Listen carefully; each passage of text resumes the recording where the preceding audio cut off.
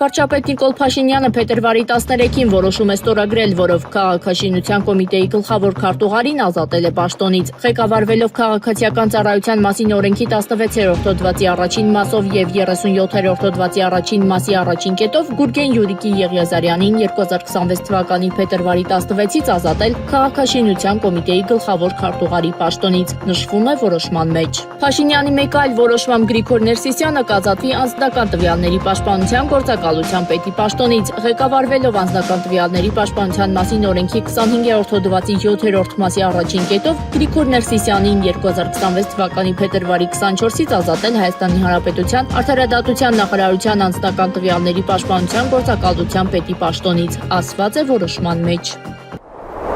Կազմակերպչական աշխատանքներն ընթանում են, ավելին չեմ կարող ասել։ Այս մասին այսօր հայտարարել է Մայրաթոռի տեղեկատվական համակարգի տնօրեն Եսայի Քահանա Արթենյանը, անդրադառնալով եպիսկոպոսատ ժողովին։ Ոչինչ ասել չեմ կարող։ Կազմակերպչական աշխատանքներն ընթանում են, բոլոր հարցերին հանձնախումբը պատասխան կտա, նշել է Տեր Եսային։ Հարցին, որ Փաշինյանը նախորդին սպառնացել է հոգևորականներին, Տեր Եսային ասել է առանց մեկնաբանության. Ես թույլ չեմ տա կաթողիկոսությունը Հայաստանից դուրս տանել Էջմիածնի գանձերի հետ միասին, եթե հարկավոր լինի միջոցներ կձեռնարկվեն։ Այս մասին երեք լրագրողների հետ զրույցում հայտարարել է վարչապետ Նիկոլ Փաշինյանը եւ ավելացրել. Հայաստանից դուրս եպիսկոպոսատ ժողով հրավիրելու նախաձեռնությունը հայ է կաթողիկոսությունը ՀՀ-ից դուրս հանելն ու որոշ ուժերի ձեռքում մարիոնետային կաթողիկոսության հանգամանքն ուժեղացնելն ու որպես ՀՀ-ի դեմ գործիք օգտագործելն է։ Ես զգուշացնում եմ Սփյուռքի որոշ ներկայացուցիչների, որ այս դավադիր պլանում ներգրավվելը լրջորեն խաթարում է Հայաստանի պետական անվտանգությունը եւ ՀՀ-ն չի պատրաստվում դիտորդի նման հետևել շատ կոշտ հակազդեցություն է լինելու։ Բարերարների դիմակի տակ թաքնված Էջմիածնի գանձերի հետևից ընկածները աչք դրածների հայացքն ուղղելու են ուրիշ կողմ, ՀՀ-ին հասու բոլոր միջոցներով, ասել է Փաշինյանը։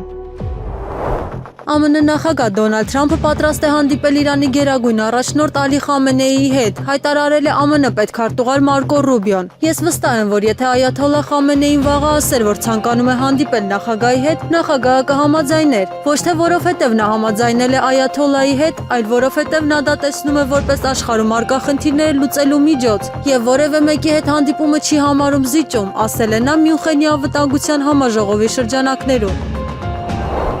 Ֆրանսիայի նախագահ Էմանուել Մակրոնը պարտավորվել է անել ամեն ինչ Նիգերի կառավարությունը տապալելու համար, հայտարարել է նախագահ Աբդուրահմանե Չիանին։ Մակրոնը իր հեռանալուց առաջ խոստացել էր, որ կանի ամեն ինչ Նիգերի ռեժիմը տապալելու համար, որը համարձակվել էր ընտրել անկախության, ինքնիշխանության, լավ կառավարման եւ ինքնաբավության ուղին, ասել է նա։ Չիանիի խոսքով Նիամեի օդանավակայանի վրա հարձակումը Փարիզի երկիր անկայունացնելու ծրագրերի մի մասն է։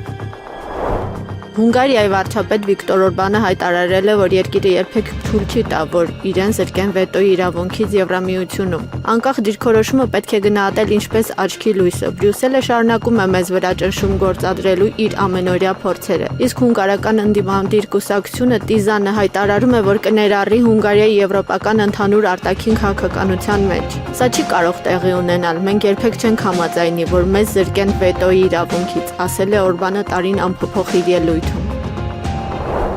Ռուսաստանի տարածքային պահանջները մնում են դժվար զիջում Ուկրաինայի համար, այդ թվում քաղաքական պատճառներով։ Բլումբերգին տված հարցազրույցում ասել է ԱՄՆ պետքարտուղար Մարկո Ռուբիոն։ Այս պահին հարցը մեծապես կախված է նրանց Ռուսաստանի ցանկությունից ձեռք բերել Ուկրաինայի տարածք մոտ 20%-ը, որը նրանք ներկայումս չունեն, եւ դա դժվար զիջում է Ուկրաինայի համար։ Ակնհայտ պատճառներով, թե մարտավարական, թե քաղաքական առումով, ասել է նա, մեկնաբանելով ուկրաինական հակամարտության կարգավորման առաջընթացը։ Հոգևորականներին չի կարելի բանտարկել եւ վերջ, ինչ պատճառաբանություն էլ դա լինի։ Եվրամեդիա 24-ի եթերում հայտարարել է աշխարհահռչակ իրավաբան եւ մարդու իրավունքների միջազգային պաշտպան Ռոբերտ Ամստերդամը, կոշտ քննադատելով հոգևորականների նկատմամբ կատարվող հետապնդումներն ու բռնաճնշումները։ Նրանք մարդիկ են, ովքեր երդվել են ծառայելու հասարակությանը։ Նրանք ուժ չեն կիրառում, ակնհայտորեն խղճի մարդիկ են։ Իսկ Հայաստանը որպես համապատասխան կոնվենցիայի անդամ պետություն նախաքննության ընթացքում մարդկանց ազատությունից զրկելը պետք է կիրառի որպես ծայրահեղ միջոց։ Հետևաբար հոգևորականների կալանավորումը լիովին անհարկի է։ Եթե Աստված մի արարածցե որևէ անօրինականություն տեղի է ունեցել, կարելի է վստահ լինել, որ նրանք համապատասխան ժամանակին կվերադառնան դատարան։ Այս եկեղեցու որևէ անդամ երկրից չի փախչում։ Ձեր Սուրբ քաղաքը ընդամենը 40 րոպե հեռավորության վրա է։ Ոչ ոք չի փախչում։ Իսկ իրականությունն այն է, որ իշխանությունները դարձել են պարանոիկ եւ իրենց զգում են ոչ ապահով։ Սա վատ է եւ ժողովրդի եւ հենց կառավարության համար։ Եթե կառավարությունը սպասարկում է ժողովրդի շահերը, այն չպետք է իրեն այսքան վտանգված զգա։ Իսկ կառավարության ղեկավարի կողմից կաթողիկոսի նկատմամբ ուղղված անձնական հարձակումը եւ զրպարտությունը հակասում են օրենքին։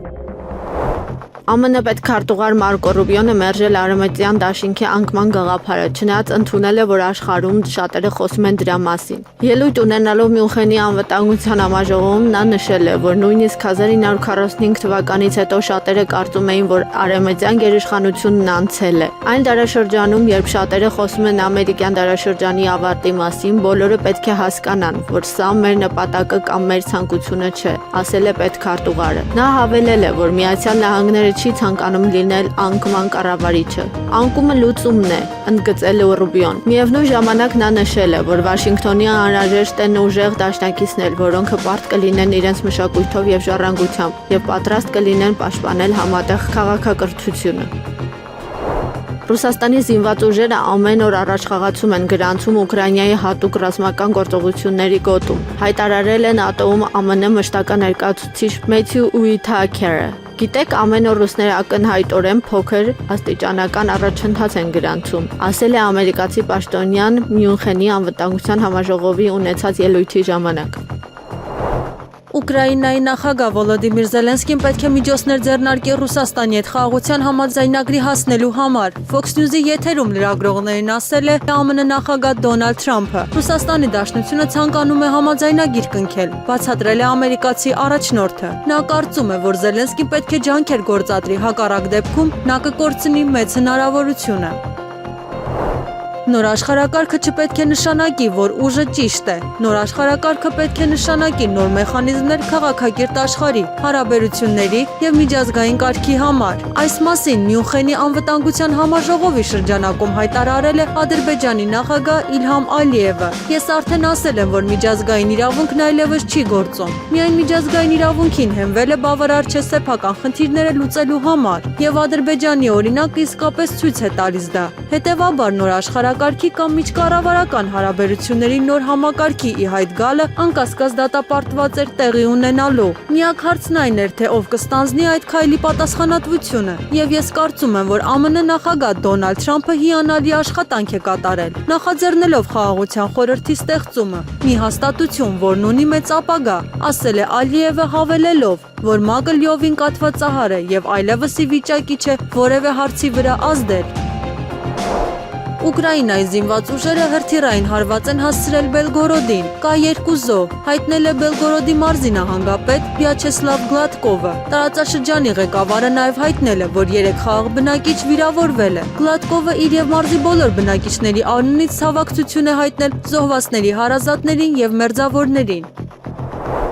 Չինաստանը պատրաստ է Ուկրաինային նոր մարդասիրական օգնություն տրամադրել։ Նման հայտարարությամբ հանդես է եկել Չինաստանի արտաքին գործերի նախարար Վան Ին։ Մյունխենի անվտանգության համաժողովի շրջանակներում Ուկրաինայի արտաքին գործերի նախարար Անդրեյ Սիբիգայի հետ հանդիպման ժամանակ նա նշել է, որ Չին-ուկրաինական հարաբերությունները պետք է զարգանան ճիշտ ուղղությամբ։ Չինաստանը պատրաստ է Ուկրաինային նոր մարդասիրական օգնություն տրամադրել, ասել է Վանին։ Իր հերթին Սիբիգան հայտարարել է, որ Չինաստանը կարող է կարևոր դեր խաղալ Ուկրաինայում հակամարտության արդարացի ավարտին հասնելու գործում։ Նա նաև հրավիրել է Վանիին այցելել Ուկրաինա եւ ստացել է Չինաստան այցելության հրավեր։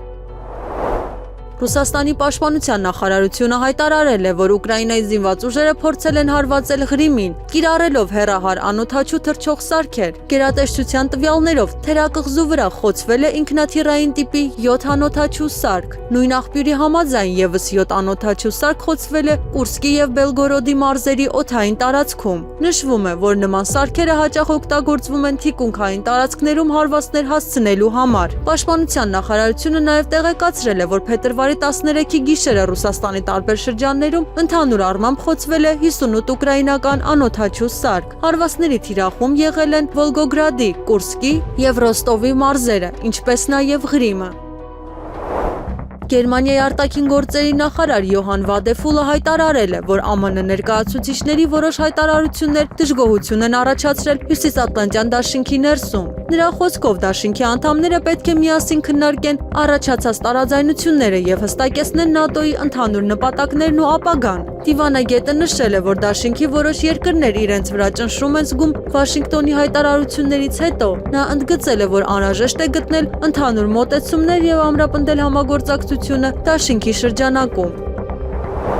Թուրքիան եւ Հայաստանը համաձայնության են եկել երկկողմ ցամաքային առևտուր սկսելու շուրջ։ Այս մասին հաղորդել է թուրքական T24 հրատարակությունը։ Լրագրող Էզգի Աքինի խոսքով իրավիճակին ծանոթ երկու աղբյուրներ հայտնել են, որ Անկարան եւ Երևանը համաձայնության են եկել ուղիղ ցամաքային առևտուր սկսելու շուրջ։ Ըստ նոր համաձայնության Վրաստանով տարանցիկ բեռները այլևս չեն դիտարկվի որպես վերաարտահանում։ Առաքումները կպահպանեն իրենց սկզբնական արտահանման կարգավիճակը տարանցման ընթացքում, վերացնելով վրացական միջնորդ ընկերություններից օգտվելու անհրաժեշտությունը եւ հնարավորություն տալով ուղիղ երկկողմ առևտուր վարել առանց փակ ցամաքային սահմանը բացելու։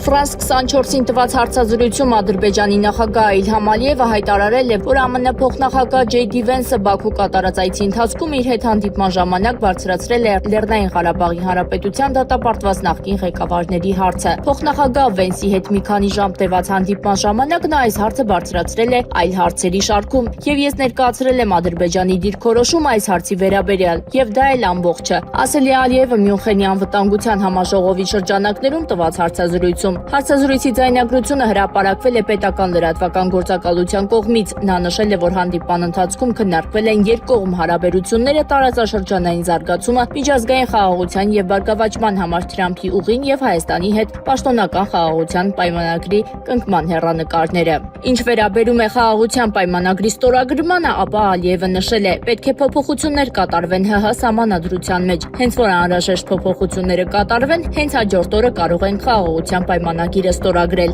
Այնուամենայնիվ ես կարծում եմ, որ Հայաստանի եւ Ադրբեջանի միջև արդեն իսկ խաղաղություն է հաստատվել։ Վաշինգտոնի գագաթնաժողովում ձեռք բերված պայմանավորվածությունները, այդ թվում ստորագրված համատեղ հռչակագիրը եւ խաղաղության պայմանագրի նախաստորագրումը փաստացի նշանակում են խաղաղության հաստատում։ Դրա ֆորմալ կողմը կախված է Հայաստանից, որքան շուտ սահմանադրությունը փոփոխվի եւ Ադրբեջանի նկատմամբ տարածքային պահանջները վերացվեն, այնքան շուտ կստորագրվի խաղաղության պայմանագիրը, նշել է Ալիևը։ Ծանրամարտի Հայաստանի առաջնության մրցումային առաջին օրը մրցահարթակեն դուրս եկել կանանց 48 կիլոգրամից 63 կիլոգրամ եւ 69 կիլոգրամից 86 կիլոգրամ քաշային կարգերի ներկայացուցիչները, այս մասին հայտնել են Կրթության, գիտության, մշակույթի եւ սպորտի նախարարությունից։ Կանանց առաջնության 8 քաշային կարգերում Հայաստանի չեմպիոններ են հռչակվել Քրիստինե Բաբայանը 48 կիլոգրամ, Իզաբելա Յալյանը 53 կիլոգրամ, Ալեքսանդրա Գրիգորյանը 58 կիլոգրամ, Նատալիա Սարգսյանը 63 կիլոգրամ, Մերի Միսակյանը 69 կիլոգրամ, Աննա Ամրոյանը 77 կիլոգրամ, Էմա Պողոսյանը 86 կիլոգրամ եւ Տաթև Հակոբյանը +86 կիլոգրամ։ Հաղթողներին եւ մրցանակակիրներին պարգևատրել են Հայաստանի Հանրապետության վարչապետի աշխատակազմի ղեկավար, Հայաստանի ծանրամարտի ֆեդերացիայի նախագահ Արայիկ Հարությունյանը, Կրթության, գիտության, մշակույթի եւ սպորտի նախարար Ժաննա Անդրեասյանը, ԿԳՄՍ նախարարի տեղակալ Հասմիկ Ավագյանը։ Ուկրաինան դարձել է նոր ռազմական տեխնոլոգիաների իրական ժամանակում փորձարկման վայր, այս մասին հայտնել է Bloomberg-ը։ Ուկրաինան դարձել է նոր ռազմական տեխնոլոգիաների իրական ժամանակի փորձարկման վայր։ Այս տեխնոլոգիաների աճող թիվն այժմ արտադրվում է երկրի ներսում, մինչդեռ եվրոպական պաշտպանական ընկերությունները չեն կարողանում դրանք մատակարարել բավարար քանակությամբ, նշել է հրատարակությունը։ Եվրոպայի առաջատար պաշտպանական արդյունաբերության ասոցիացիայի ASD-ի գլխավոր քարտուղարը Bloomberg-ին հայտնել է, որ գլխավոր խնդիրը այժմ զենքի արտադրության արագության եւ մասշտաբի որոշումն է։ Գերմանիայի կանցլեր Ֆրիդրիխ Մերցի վրեժը Ֆրանսիայի նախագահ Էմանուել Մակրոնի նկատմամբ սառեցված ռուսական ակտիվները Ուկրաինա փոխանցելու ծրագրի ձախողման համար վտանգում է խաթարել Եվրոպայի միասնությունը Ռուսաստանի դեմ պայքարում։ Նման տեսակետ է հայտնել La Repubblica պարբերականը։ Հրապարակումը պնդել է, որ Մերցը թշնամանք է պահել եւ սկսել է վրեժ լուծել Բելգիայում ռուսական ակտիվները բռնագրավելու եւ Մերկոսուրի համաձայնագրի դեմ պայքարում պարտվելուց հետո։ Հրապարակման համաձայն Հարավային Եվրոպայի մի շարք երկրների կառավարություններ վախենում են, որ իտալա-գերմանական գործողությունը վերածվում է ինչ-որ ավելի մի բանի։ Ռուսաստանի Դաշնության նախագահ Վլադիմիր Պուտինը բազմիցս հայտարարել է, որ Ռուսաստանը բաց է Եվրոպայի հետ երկխոսության համար այնքան լայն մասշտաբով, որքանին պատրաստ են եվրոպացիները։ Նման հայտարարությամբ հանդես է եկել Ռուսաստանի Դաշնության նախագահի մամուլի քարտուղար Դմիտրի Պեսկովը։ Պուտինը բազմիցս հայտարարել է, որ մենք բաց ենք մնում երկխոսության համար այնքան լայն մասշտաբով, որքանին պատրաստ են եվրոպացիները։ Լրագրողներին հայտնել է Պեսկովը։ Ըստ Պոլիտիկոյի ԱՄՆ-ն անվտանգության երաշխիքներ չի տրամադրի Ուկրաինային, քանի դեռ այն խաղաղության համաձայնագիր չի կնքել Ռուսաստանի հետ։ Հոդվածում նշվում է, որ Վաշինգտոնը պայման է դրել Կիևի առջև։ Միացյալ Նահանգները հստակեցրել է Ուկրաինային, որ չի կնքի անվտանգության երաշխիքների վերաբերյալ համաձայնագիր։ Ուկրաինան ապագա ռուսական ագրեսիայից պաշտպանելու համար, քանի դեռ Կիևն ու Մոսկվան չեն հասնի հակամարտությանը վերջ դնելու ընդհանուր համաձայնության, նշվում է հոդվածում։ Հրապարակման հեղինակները նաև նշել են, որ խաղաղության գործընթացը կանգ է առել, քանի որ Ռուսաստանը համառորեն պնդում է տարածքների վերաբերյալ իր պահանջները, որոնք Ուկրաինան պատրաստ չէ զիջել։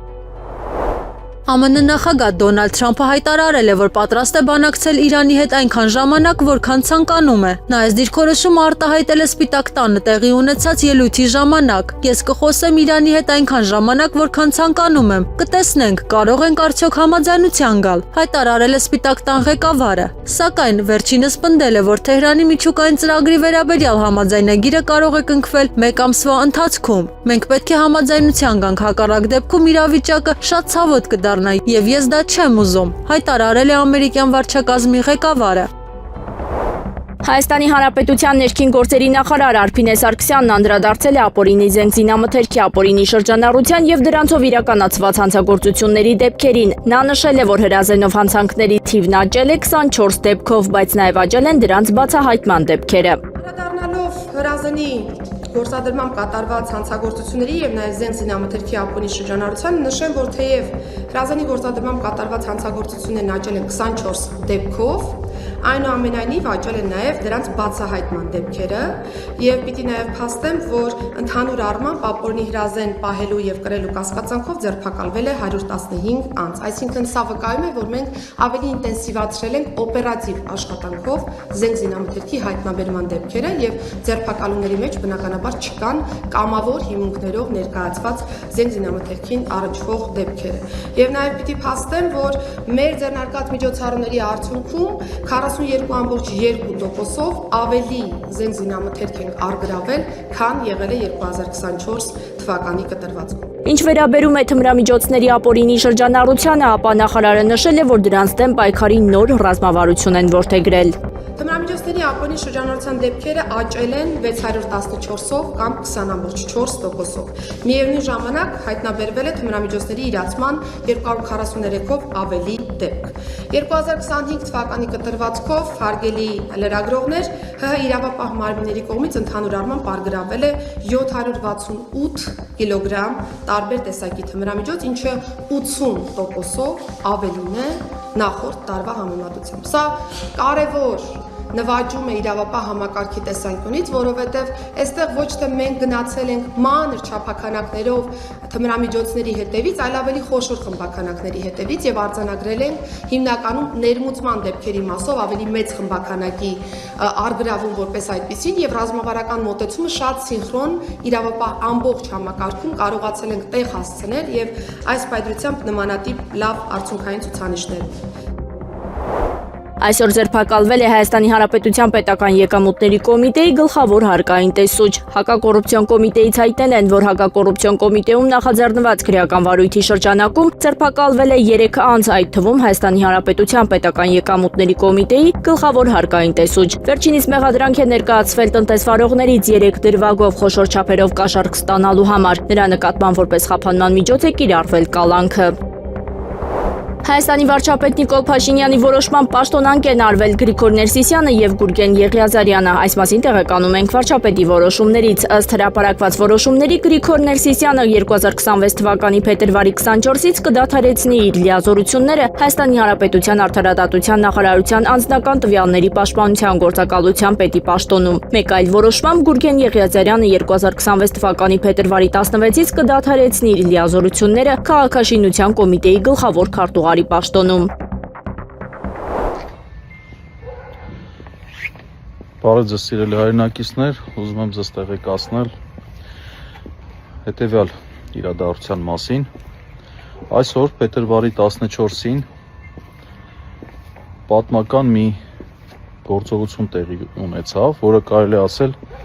ամոթի գործողություն։ Այսօր Հայաստանի Հանրապետության դատախազությունը քրեական հետապնդում է հարուցել Ամենայն հայոց կաթողիկոսի նկատմամբ եւ քննիչն էլ փորձել է հարցաքննել Վեհապար Հայրապետին։ Վեհապար Հայրապետը մեղադրվում է ուրեմն դատական ակտի կատարմանը խոչընդոտելու մեղադրանքով, եթե հիշում եք, եպիսկոպոսներին նույնպես այդ մեղադրանքներ ներկայացվել։ Սա ուղիղ միջամտություն է եկեղեցու ներքին գործերին։ Դուք լավ գիտեք, որ Ավստրիայում փետրվարի 16-ից 19-ը տեղի ունենալու եպիսկոպոսատ ժողով եւ այս գործողությամբ, ինչպես նաեւ Վեհապար Հայրապետի ելքի արգելք տնելով որպես խափանման միջոց, խոչընդոտում է եպիսկոպոսատ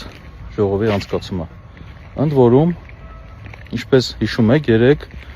վարչապետը հայտարարել էր, որ չի թույլ տալու, որ կաթողիկոսությունը Հայաստանից դուրս գա։ Ակնհայտ էր, որ այդ հայտարարությունից հետո հետևելու էին այսպիսի գործողություններ։ Ափսոսում եմ իհարկե այն քննիչներին, դատախազներին, որոնք ներգրաված են այս հակաեկեղեցական գործընթացի մեջ, քանի որ ակնհայտ անիմն մեղադրանք է։ Ափսոսում եմ իրենց։ Եվ անկեղծ որոշակի նաև զարույթով եմ լցվում, որ ինչպես կարող է մարդը թույլ տալ որոշ կարմիր գծեր հատել։ Բայց այսօրվա հարցաքննության ժամանակ էլ ուզում տեղեկացնել, որ ինքս էլ նույն բացական վերաբերմունքով էի նայում քննիչին, բայց վերջում Վեհապար Հայրապետը օրհնեց քննիչին եւ նրա ընտանիքին։ Ինչը ես չէի կարող անել, բայց Վեհապար Հայրապետը այդպիսին է։ Ցավում եմ այս իրավիճակի համար, սա պատմական ամոթի օր է լինելու։ Ես վստահ եմ, որ այս իշխանությունը ավելիին է գնալու, ավելի վատ գործողությունների, բայց սա հերթական արձանագրումն էր։ Ես վստահ եմ, որ եկեղեցուն հնարավոր չէ հաղթել եւ ամեն ինչ լավ է լինելու։